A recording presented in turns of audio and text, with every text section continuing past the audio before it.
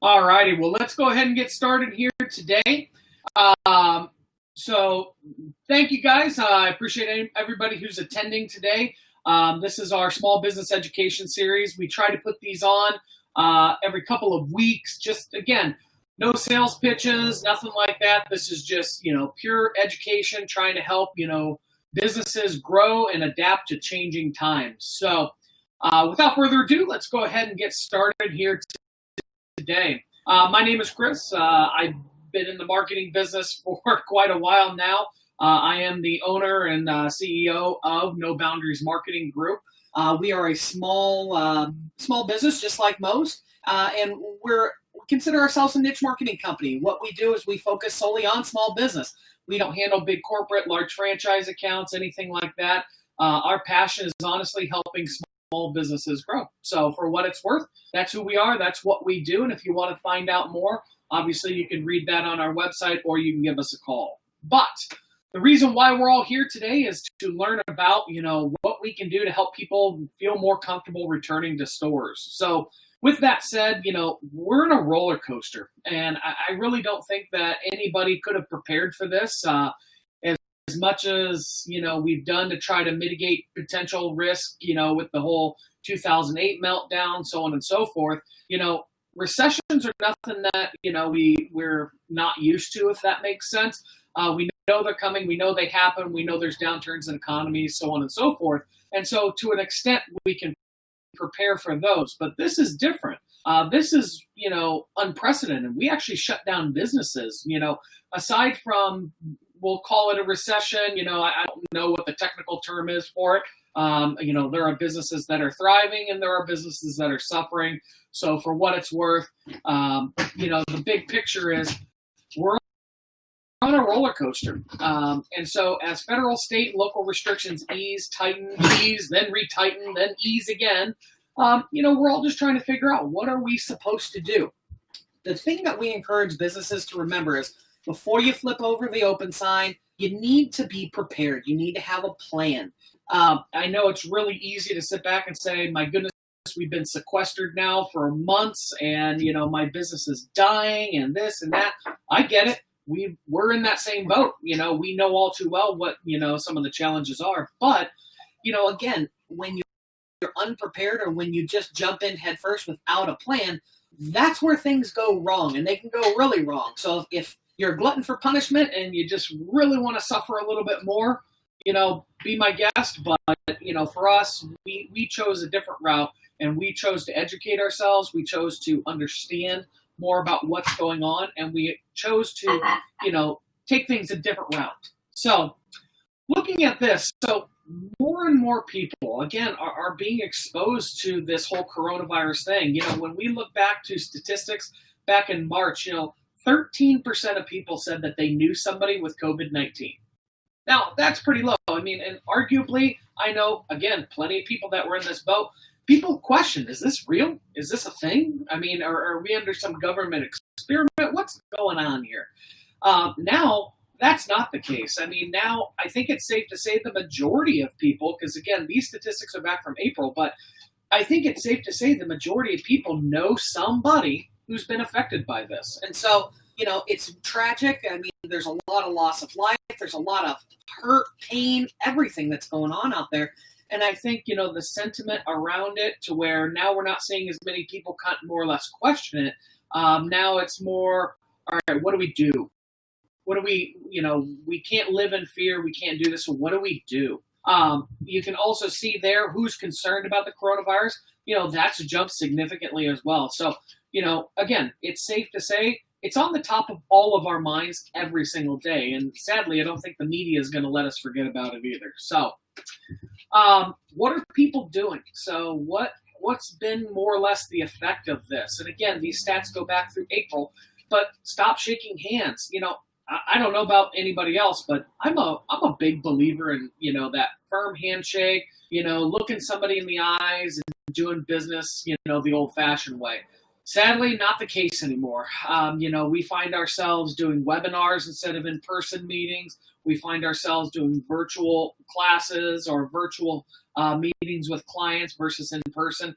It's not what I'm used to. It's not what most of us are used to. It's not what we prefer. It's just the necessary nowadays. But I don't know if you want to call them funny. I chuckle a little bit, but people stocking up on essentials, that's skyrocketed. Any Costco will tell you that. Avoiding public transportation, I can tell you, we've been traveling a lot, for business, and yeah, they're pretty much buses, trains, all that fun stuff, pretty much empty right now. I think with states reopening, we started to see an influx, and then boom, now that coronavirus is back on the rise, that's all forgotten again. So we're back to being sequestered at home. The travel industry has taken a huge hit. I don't think that's any illusion there. I know, a lot of my even big corporate, friends that I know that, run larger corporations, they've all suspended travel. There are no business trips anymore. Really, I mean, if there is a silver lining there, we've really adopted technology now. So, for what it's worth, I mean, I always try to look for the positive in things, where, maybe we're losing a little bit of that face-to-face. I think, efficiency is on the rise. I think from a business perspective, the way that I look at these classes and stuff that we try to teach, again, we teach these at local chambers of commerce. Again, our goal is to really help that business community. But when we're out there, you got to think it takes arguably about an hour prior to the class to get there, to set up, to do all that fun stuff. And you got a roughly an hour-long class. Then, you got tear down and get home. And so we're back to the office, and that's another hour. So really one class is 3 hours. While online, when we're doing these sessions, I can knock it out in an hour and get on to other things. So there's an efficiency to be said for it. I don't know if that's, pro or con to, sacrificing what we have, but it is what it is. So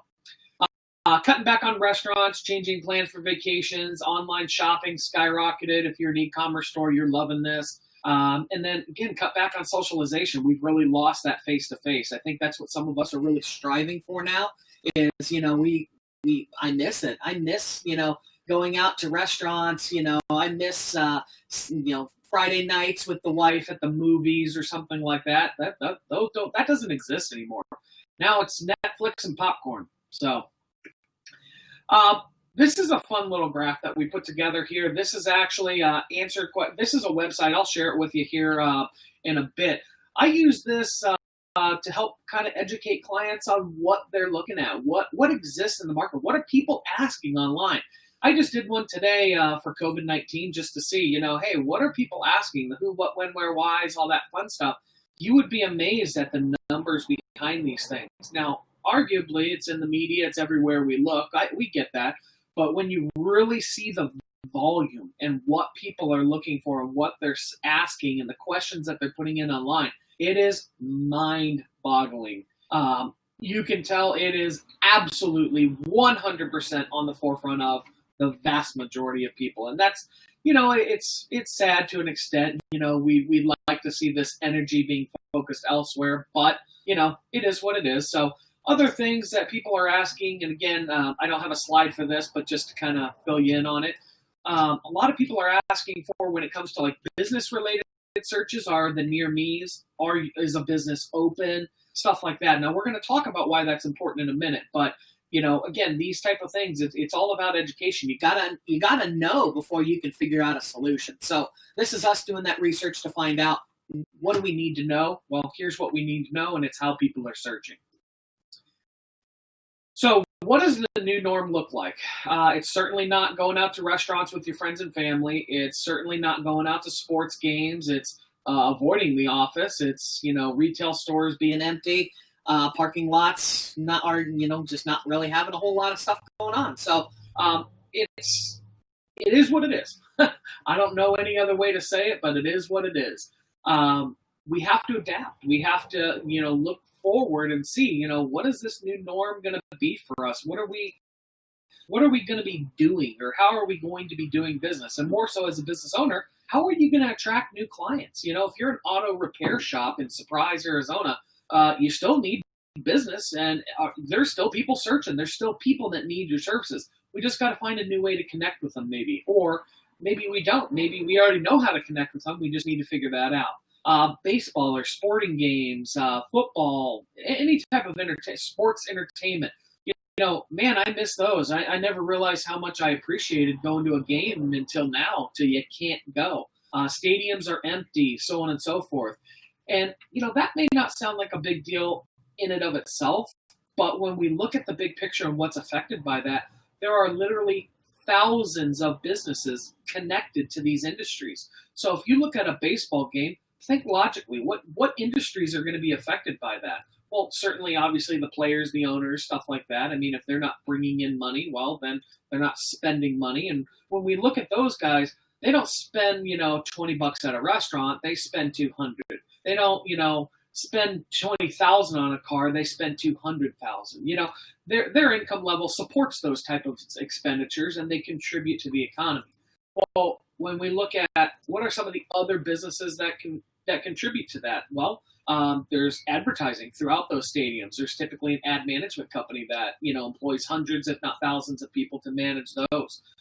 You have people that take care of the fields. You have concession stands. You have retail stores. You have suppliers, food suppliers. You have manufacturers, distributors. I mean, there's a trickle effect to these things, and I don't think that's what a lot of people fail to put into place. Is that when we look at a restaurant, sure, servers, bussers, dishwashers, managers, so on and so forth. Yep, they're affected. You see a lot of people on the unemployment line from that.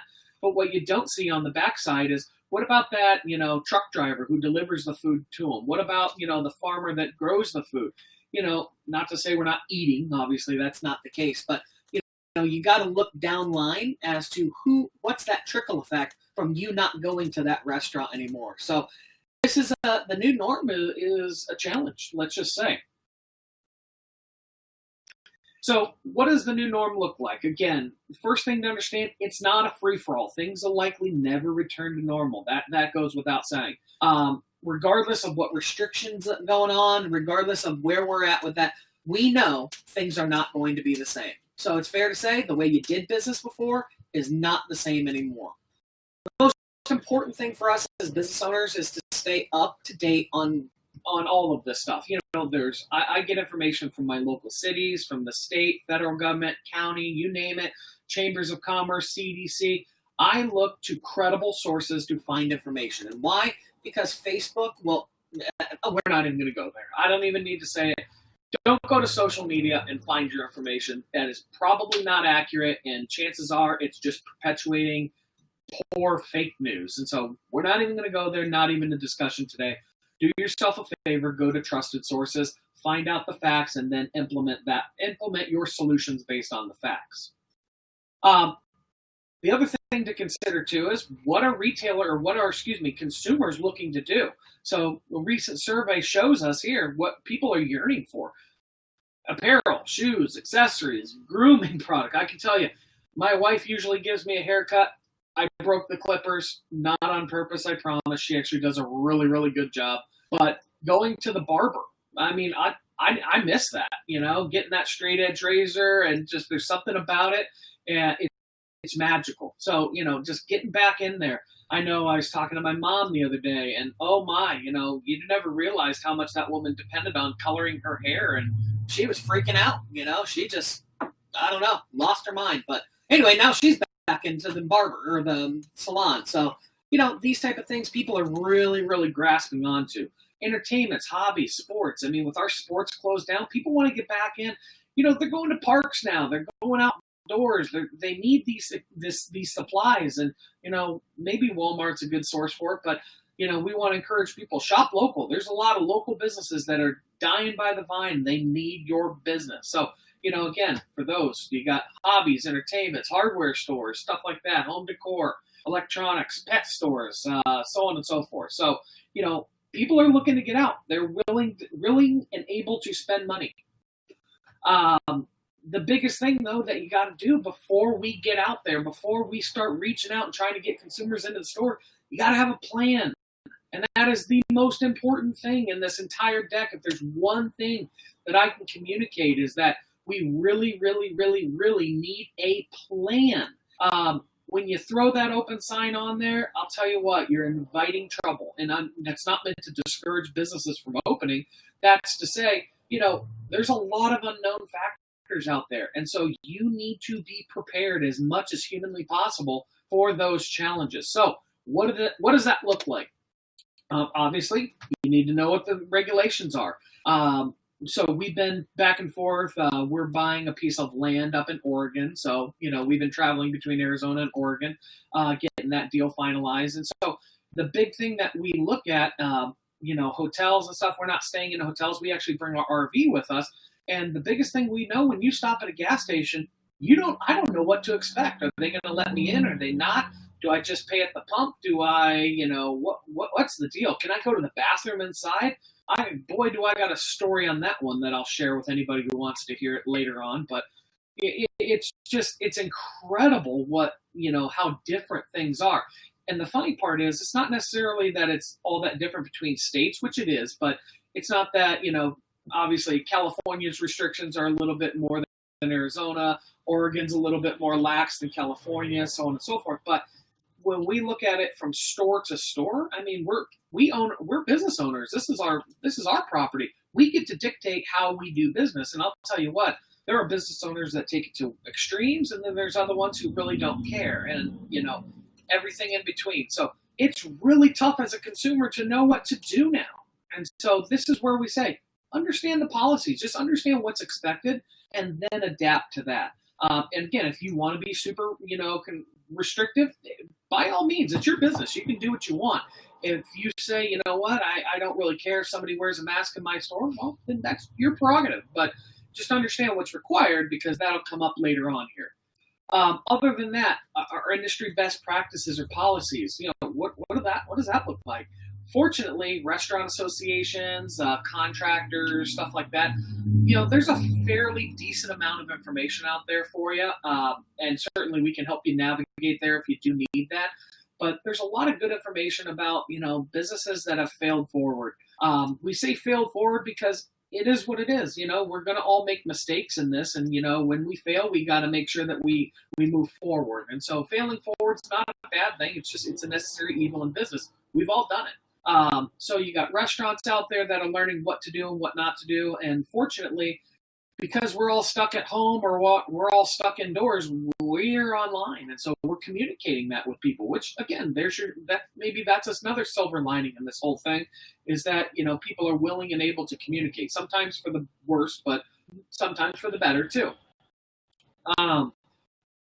This is kind of a funny one. I chuckle every time I read this, because does your business have a hygiene policy? Who would have thought, as business owners, we need to have a hygiene policy for our staff?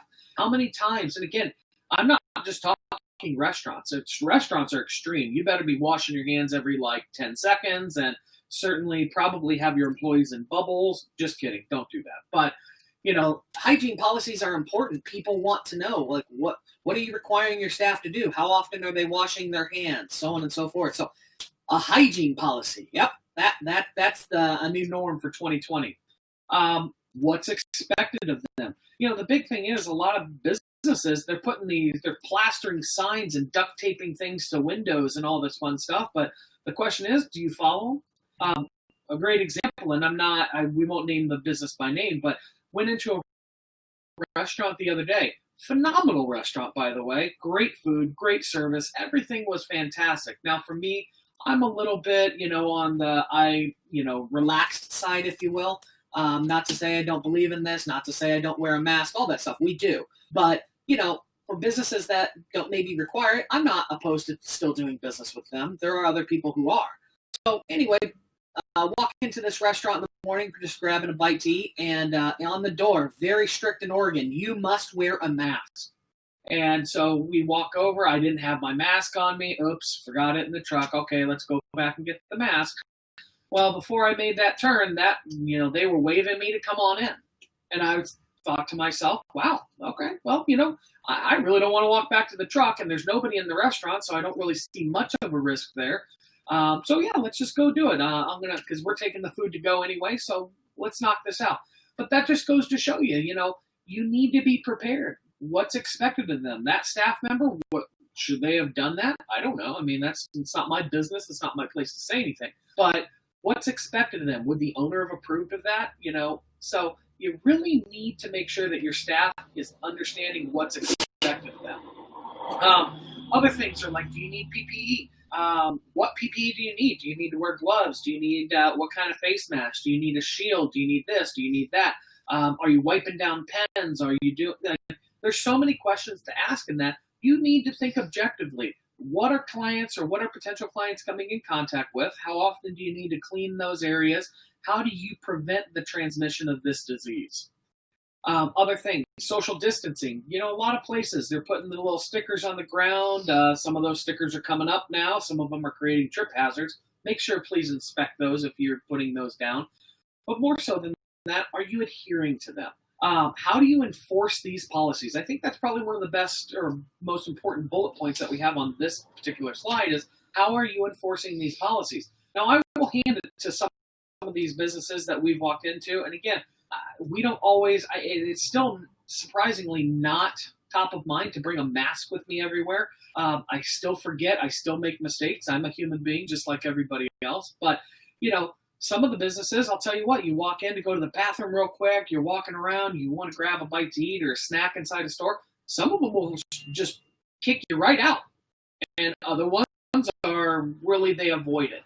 So how do you enforce these policies? One of the big things that we want to really stress to businesses is this. If you're going to put a sign up on the door, if you're going to communicate to clients that this is how you do business, you better be prepared to enforce those. You're going to anger some people. Some people are just going to get upset by it, and we understand that. But if you're going to do this, if you're going to do it the right way, enforce the policies, enforce the restrictions, enforce the way you do business, because this is bigger than just you and your business. This is about public health. There's a lot on the line here. So we just encourage, follow and enforce the policies that you put in place.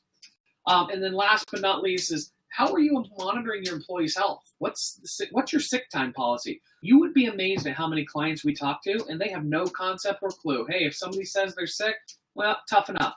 That's not acceptable anymore. If you're sick, if employees are coughing and hacking and gagging over in the corner, believe me, I will leave your business. It is, maybe in the past that wasn't such a concern, but now it is. It's top of mind to everybody. So how do you monitor your employees' health? What is your sick time? You need to think about that stuff. If somebody's got a cold, you know what? The reputation of your business is not worth having that employee stand behind the counter and put everybody at risk. Now, they may or may not have COVID, and we're not going to debate that today. But again, it's all about perception. What is somebody thinking about when they see that happen? You got my wife and I, we joke about it, but it's really not funny, is we see somebody cough in the store or in line or whatever, you question it. It's just the way it is. Like, it's not like it used to be. And most of the time you just kind of turn your head and like, ew.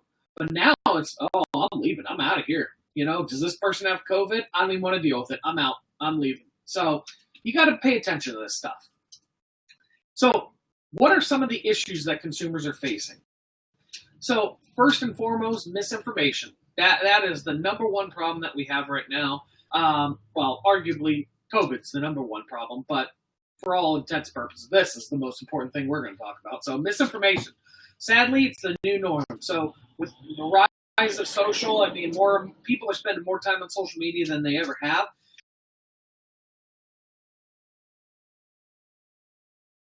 We want to trust our friends, our connections. We see this information. Sadly, there are very, very few filters online. There's no way to validate, or there's minimal ways to validate, let's just say. And unfortunately, human nature is we trust those we associate with. And so, you're getting a lot of bad information online, and it's not great. It's really actually sad. You got to make sure you get past that, and you got to help consumers get past that. Some of the things that we encourage businesses to do, we'll talk about this a little bit, but, set the record straight.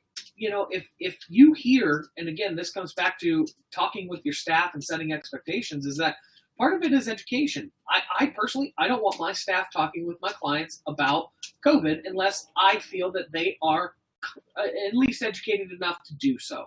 And that's usually not the case. We're not experts, and so I avoid the conversation. I personally, if I have a client that comes up and wants to talk about it, I let them know, whatever their comment is, hey, that's great. Unfortunately, I don't know anything about it, or I don't know enough about it to comment. You can't be afraid to say that. I mean, that's the thing, and it may come out awkward. It may sound weird. I mean, like you're avoiding it, and you are, but you have to. I mean, it's all about spreading bad information. Don't get sucked into that conversation. That's all I can say. Fear of getting sick. Imagine people are afraid of getting sick. What a concept. People are being inconvenienced. I mean, so now we've been cooped up in our home for 90 days. We've learned to adapt. We've simplified. We've, maybe for lack of a better word, we've become maybe a little lazy. And so now some things are a little bit inconvenient. Now we don't want to go to the store. Now we don't want to go do this. Why? Because we've gotten so used to ordering online. That package comes, well, I can't say 2 days. Amazon's dropping the ball, but that package comes when it comes, and you just pick it up on your doorstep, and there you go. Groceries are being delivered to us. I mean, everything. You stream online. You don't even drive into the office anymore. You just work from home. So we now certain things are becoming inconvenient for us. So where we used to be willing to drive to that restaurant, 30 minutes away, well, now we just have our meals delivered to us.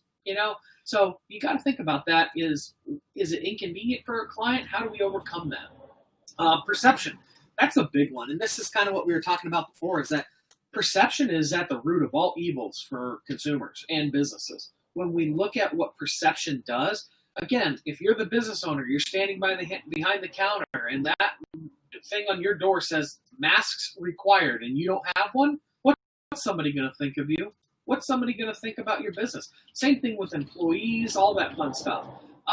There are people out there that are legitimately getting sick. We have clients that, they have severe respiratory issues, and likely if they were to acquire this, it could be life-threatening for them. And so, I understand the risk and the how terrible this thing can be. Does that mean I'm going to live in a bubble? No. And, but does that mean I'm going to avoid contact with them? Absolutely, for their well-being. Not because I don't like them, because, you know what? I fear for their safety. You need to treat every client like that. I don't know if somebody comes through my door, what condition they have, and it's none of my business. But what it is my responsibility to make sure that I do my part to keep them safe. And so this is, again, just one thing that you can do is put on a mask, clean your surfaces, so on and so forth. Follow those CDC guidelines or whatever's recommended from your local, state, or federal government. The next up is the fear of the unknown.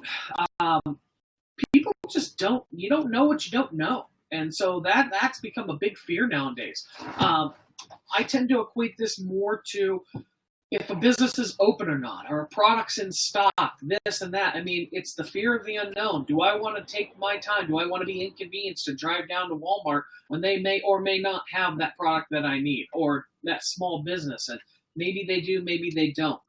There's a lot of unknowns out there right now. And that's a result of communication. We have developed this system of piss poor communication out there, and we might chalk it up to coronavirus. We might chalk it up to whatever you want. The fact is that we are not communicating as diligently anymore as we should. And so right now, that's completely the opposite of what we need. We need to get out there, and we need to be communicating effectively with our clients to let them know and set the right expectations. And last but not least, masks or other PPE. Do I wear it? Don't I? Maybe I should. Maybe I shouldn't. Maybe, I'm just going to stay home. And that's the attitude of a lot of people, is that, you have some people that are firmly against, saying masks don't work and this and that. Again, I'm not going to debate anybody on it. I don't care. I know that that's what's asked of me. And so, you know what? Not that I'm some conformist, but I'm going to do my part. And you know what? If that means wear a mask to make people feel comfortable and to potentially mitigate the spread of this virus, guess what I'm going to do? I'm going to wear a stupid mask. Do I carry cans of Lysol around? No, probably not going to do that. But do I clean my office? Absolutely. Am I wiping down door handles more often? You bet I am. Do I carry hand sanitizer in the truck? Yep, sure do. So No, you got to make people feel comfortable. And again, this all comes back to setting the expectation. So masks, PPE, you know what? Make sure your clients understand, hey, if you're going to come do business with me, I need you to do this, or I expect this, so on and so forth. Also, too, making sure that you have those products available for clients. One thing that I've been very impressed with, and again, I admittedly am terrible about remembering to grab that mask from my truck. I am always going back at least 2 or 3 times to grab it. It is what it is. But I've been very impressed with certain businesses where I went into an Ace Hardware the other day up here in Gold Beach, Oregon, had to grab some stuff, and I didn't have my mask on me. Truck was around the block. No big deal. Hey, we got it. Yeah, here you go. Just if you wouldn't mind wearing this, great. And hey, could you grab a little pump of that hand sanitizer right there before you go shopping? You bet I can. I mean, how convenient was that? And, some people would argue, well, I shouldn't have to do that. Well, you don't have to do business there either. So, but for me, I thought that was convenient. I thought it was awesome. I thought they were adhering to their policies, and I really appreciated that. So they earned my business. So I think you kind of get the idea behind this. Communication is key. We've been through it now. We've really beat it to a bloody pulp. This is so, so, so important. You got to have a game plan, and you got to communicate that game plan. There's just too many other options not to, Sadly, when you think about it, again, back to all the examples we've given, there's really not much you can't order online anymore. I mean, granted, I can't order an HVAC technician to come fix my air conditioner. I gotta call somebody. Somebody has to come out and do that. But there's a lot of things. I would venture to say the vast majority of things I can get online nowadays. Amazon is just all too convenient. Walmart's stepping up their game online. You got restaurants, delivery services, you name it. I can pretty much dinner, groceries. I mean, what more do you, it's just crazy. So you need to develop a communication strategy with your staff. You need to make sure everybody's on the same page. We talked about it before where you don't want your staff talking about COVID-19 or anything related to it if they're not familiar and up to date. It is your job as a business owner to communicate that expectation. It's your job as a business owner to educate them on what your perception. This is our business. As a business owner, we own this space. This is my space. You're representing me. Here's what I want you to say. You need to be almost that direct. And if they're uncomfortable with that, work it out. You guys, this is a conversation. Step 2, you got to communicate a consistent message with your clients and reinforce that it's safe to do business with you. Again, there are all walks of life right now. There are people that don't believe this is even a thing. There are people that won't wear masks. There are people that will. There are people that scream and yell and this and that and blah, blah, blah. You can't make everybody happy, but you can do your part to make sure that, hey, if somebody's going to do business with you, this is the expectation. If you're consistent with that, you will prevail. Again, some people may not like it the first, second, or third time they, have to be told to wear a mask or whatnot. Hey, you know what? You want to do business? This is how we do business. Again, are you open for business? Did you update your website, Google, social media, Yelp? You need consistency out there. So it's not enough just to create the policy. You got to communicate it. Don't rely and please, please, please don't do this. Do not slap a sign up on your door and expect people just to, okay, that's just the way it is. I, as a consumer, want to know before I get to the store what that policy is. That way I understand that, hey, you know what? I'm coming to you for, I don't know, let's just office supplies. If you're out of office supplies, please save me the time and don't make me come down there unknowingly. You got to communicate that expectation. You need to make sure these things are up to date. Google My Business has you have Google Posts. You can post stuff there. You can post stuff on social media, your website, so on and so forth. There's tons of resources. And again, as we're adopting technology more and more every day, there are more and more ways you can communicate this. Let people know how to do business with you. If you're out of stock on something, if you change your hours and you're closed on Friday now, or you're closed on the weekend, please let me know as a consumer. I don't want to waste my time and come down there. If that is, guess what? That will be the thing that I remember about your business. Not how good your product or service was. It's that I tried to come down on a Saturday, and online it says you're open, and you're not. So I wasted my time coming down there. That's the last thing I want to remember about. I mean, that's the last thing as a business owner I want a consumer thinking about me. I want them to spread the good word, tell everybody about how amazing I am. So again, you really got to think that stuff through. Make sure you communicate things. Another great tip for you is minimize consumers' purchase risk. So we're trying harder and harder to get people to come into the store to do business with us.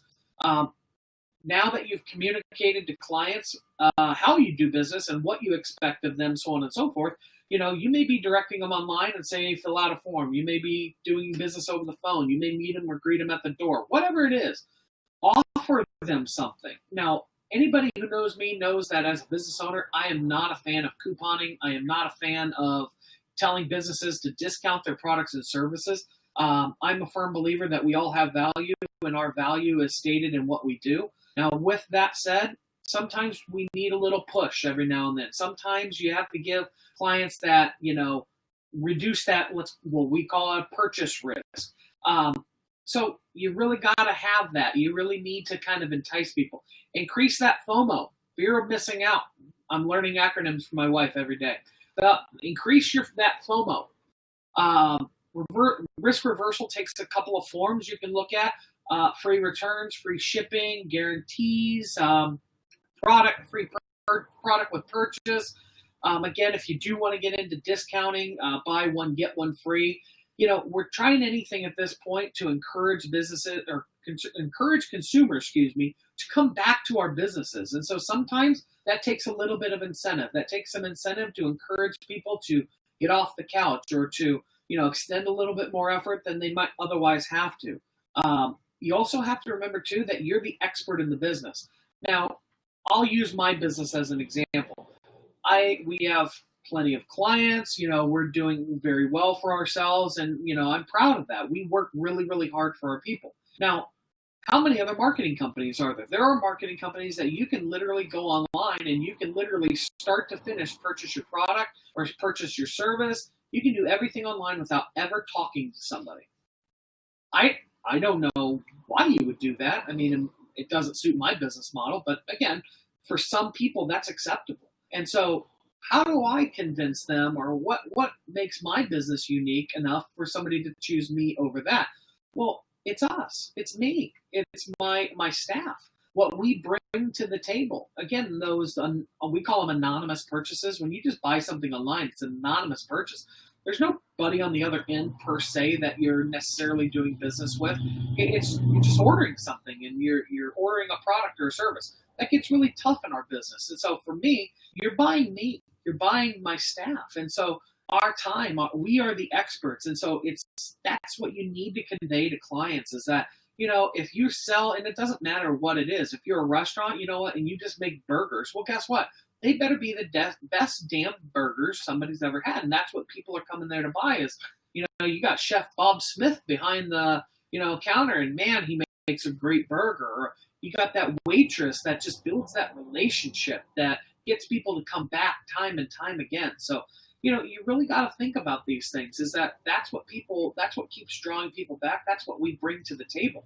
So don't be afraid to really put that out there. Free consultation, maybe. There's so many avenues we can go. But again, fear of missing out, that's you. They need you in this. And basically, and to kind of summarize it, essentially a risk reversal strategy, it helps bring people in. It brings down that barrier to service, if that makes sense. Next up, reviews. I think this goes without saying. I don't know how much we really need to dive into this because there are tons of review pages and review sources out there, and it's time you start taking them seriously. You need to look at your reviews. You need to respond to your reviews. You need to encourage clients to give reviews. The review culture is where we're at. When you look at Yelp, you love them or hate them as a business. I don't care. I mean, my opinion doesn't matter, and neither does yours. It's all about what consumers think. Consumers use Yelp, and so they arguably have up to, I forget the last statistic, I think it was somewhere in the 6% of the overall search traffic range. That's a ton of traffic. And so when we look at that, you have consumers out there that trust those reviews. Good, bad, and different. again, they trust them. And I get it. Yelp does funny things with reviews, clients think and this and that. We're not here to debate that. We're here to talk about fact. And fact, consumers use it, get over it, use it. Better Business Bureau. People can leave reviews there. I don't know if you knew that, but people can leave reviews.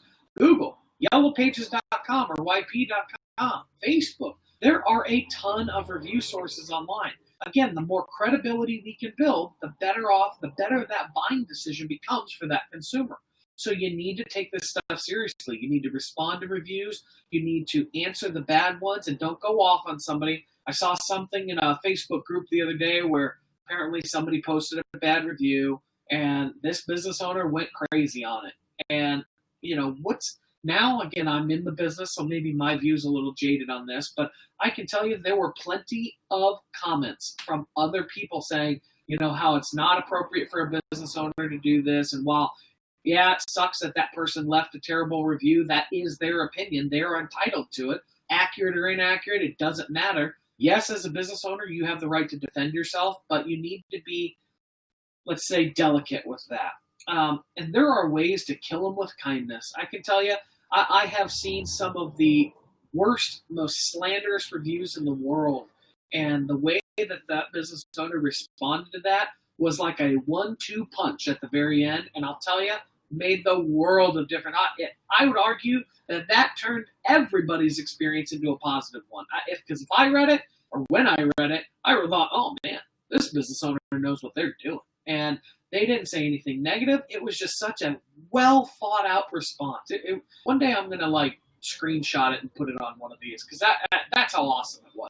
But that's how awesome you need to be. If you get a negative review, and you're going to, be delicate with it. Be precision responses are important.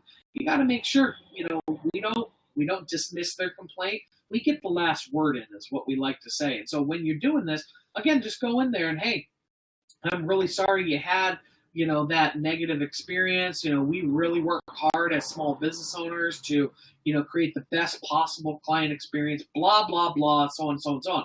Don't say something you don't mean. So we're not saying, just fluff it up. Be serious, be honest with it, but be delicate with your response and invite them back in. Because I'll tell you what, you got the last word in, and hey, now everybody's going to look at that and say, you are trying to make it right. So reviews, got to be it. We're in a review culture, and it's super important. It's also a part of a lot of these search engines algorithms now. So love it, hate it, do it. Doesn't matter. Another thing I will say on this is, a lot of clients, they just feel uncomfortable asking for reviews. So here's what I'm going to do. Here's what I'm going to encourage you to do. If you got a website, ask your web developer, put a little button that says, leave us a review. How simple is that? Put it up top, put it somewhere people are going to see it, put a little statement next to it, hey, we're trying to grow our business. If you could give us some feedback on your experience, we'd appreciate it. Put it on your website. Other than that, put a little sign on the counter. Again, you can just put a Google reviews little printout or something. It doesn't have to be some, massive thing. Just ask somebody, hey, would you mind leaving a review for us? We're trying to grow our business, and that would really help. You can put it on receipts. I've had clients print business cards. I can give you 100 different ways to do it. The point is, take 1 or 2 of them and do it. You'll get reviews, I promise. Next up, listen to your customers and improve their experience. Word of mouth is a huge thing nowadays. So you get one shot at a great first impression. So you really need to make the most of your customer service.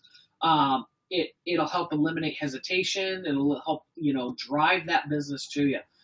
So customer expectations, now that we have nothing better to do than complain online, you need to be prepared for that. And you need to set that bar high for consumers that when they come to your site, when they come into your store, when they call you, you need to give them the best possible experience.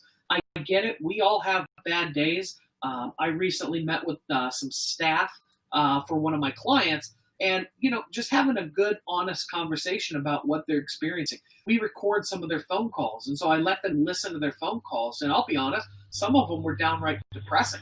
You listen to that person on the other line, and you think, they need some help. There's something wrong.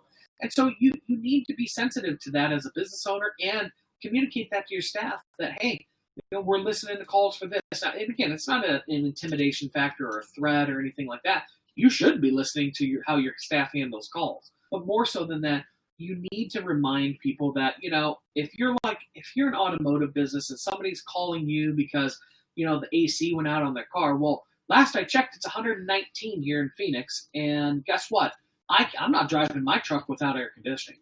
It's first of all, it's unsafe. But more so than that, that's horrible. I don't want to do that. If I'm broke down on the side of the road, I need my vehicle. I need to get from point A to point B. So, a lot of times, if we're in those service-based businesses, people are calling us at the worst possible time when something's going wrong. And so we need to show them that empathy that, hey, I'm here for you. I'm going to solve your problem. If you're a retail store and maybe your services aren't necessarily essential, if you will, but, you're trying to sell product or service, offer some feedback, ask them questions, be engaged in that, provide that level, that experience that they come to expect. It's all about now cleanliness, again, making sure that things run the way that they should. As business owners, we know how we want things to run. Don't be afraid to ask your clients for their feedback. It's a phenomenal engagement tool. And guess what? When they give you that feedback, make sure you implement it, or at least take it into consideration, because I'll tell you, there's nothing more frustrating to me when somebody asks me for an opinion.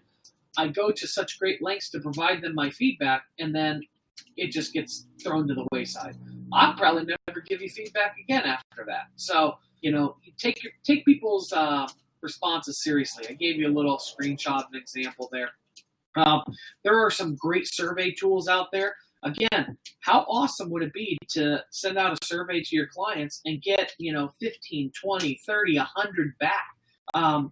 Be careful what you wish for there, but, how awesome would that be for your clients? That shows engagement, and they like that. You like that. Everybody likes it. So don't be afraid to submit surveys. You can go to social media, do polls. There's so many ways to create that engagement. But again, listen to customers and get their feedback. Leverage that personal connection. This is something that is absolutely being decimated by COVID-19, is that personal relationship. Sadly, because we don't have that face-to-face interaction anymore, and that's what a lot of us really had come to look forward to. I know I did. Wow, it's dying by the vine. Our company's a part of several chambers of commerce. We use that platform to really help businesses grow and to make those connections. It's been very successful for us. But now we don't have those networking events. We don't have that. The chambers I'm not going to say they're not. They're struggling, let's say, to put together those connection points. And so again, we will get back to some form of normal with that eventually. But for right now, it's a struggle for everybody. And so, we're losing that word of mouth. We're losing that, network connection, that ability to, generate that referral, if you will.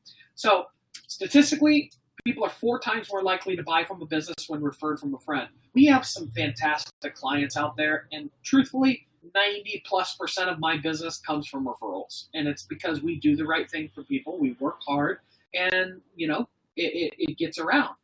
And, a couple of clients in particular, they are huge advocates for us.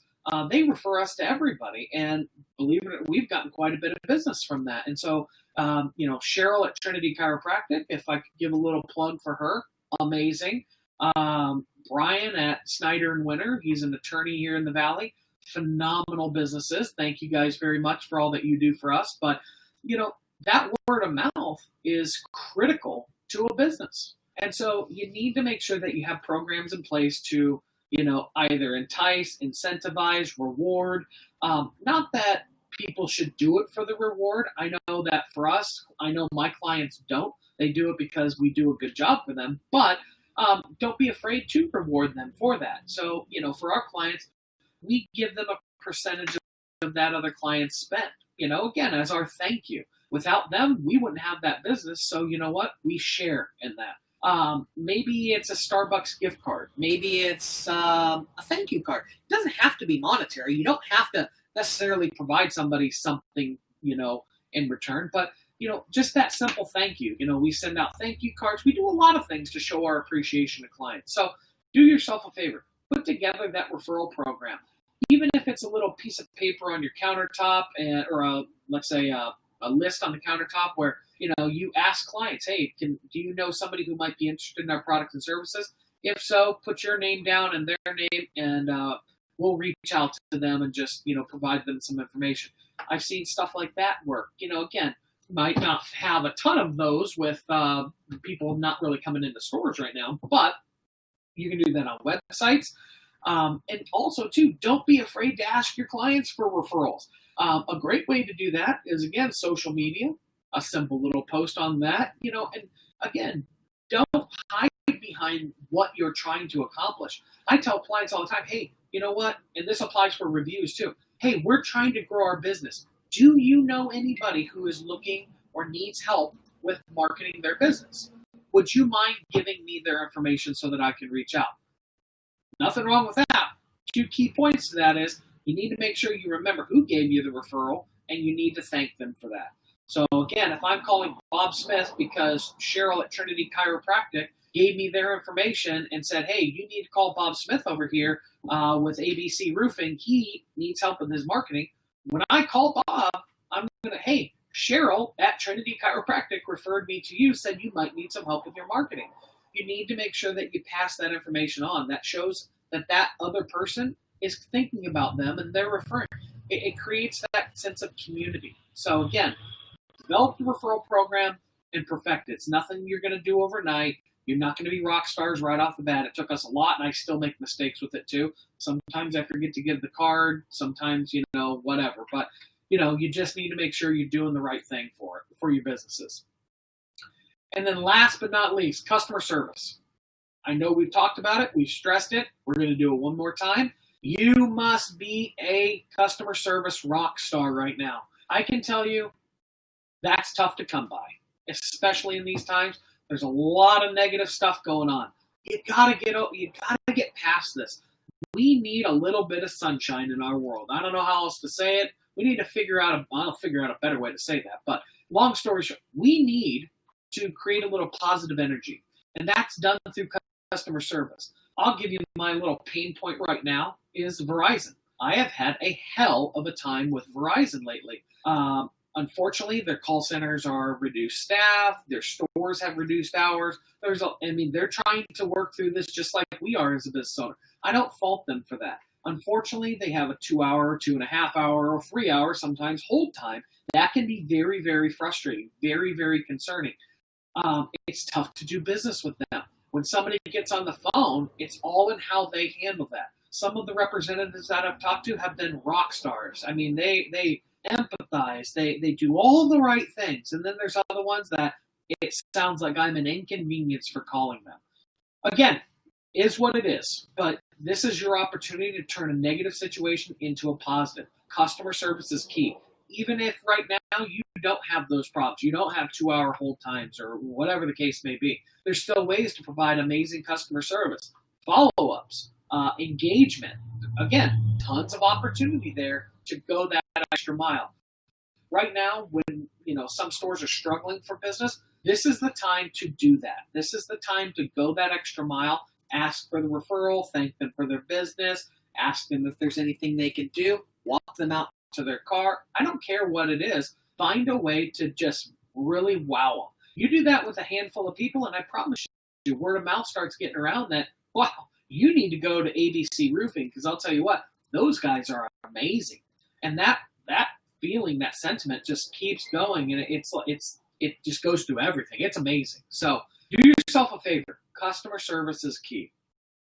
So I know we went over a ton of information. I know that my goal was 40 minutes. We've gone well over that. So I appreciate everybody who stuck around. What we're going to do is, because we're at the hour, we don't have enough time for questions, and I do apologize for that. But what I am going to encourage you to do, shoot me an email. Give me a call. Tons of ways to communicate with us. We are here to help. There are no sales pitches in this. This is our genuine way to give back, and I encourage you to take advantage of that. So, Again, if there's anything we can do, anything that we can help you with, please give us a call. Advice is always free. I like to tell people that is that, again, I'll talk to you till I'm blue in the face. I mean, within reason, obviously, but, let us be that guide for you. We have a ton of resources that we can help you with. So please don't be afraid to reach out. We try to really, really help people. So again, there's our website, phone number 602-377-7773.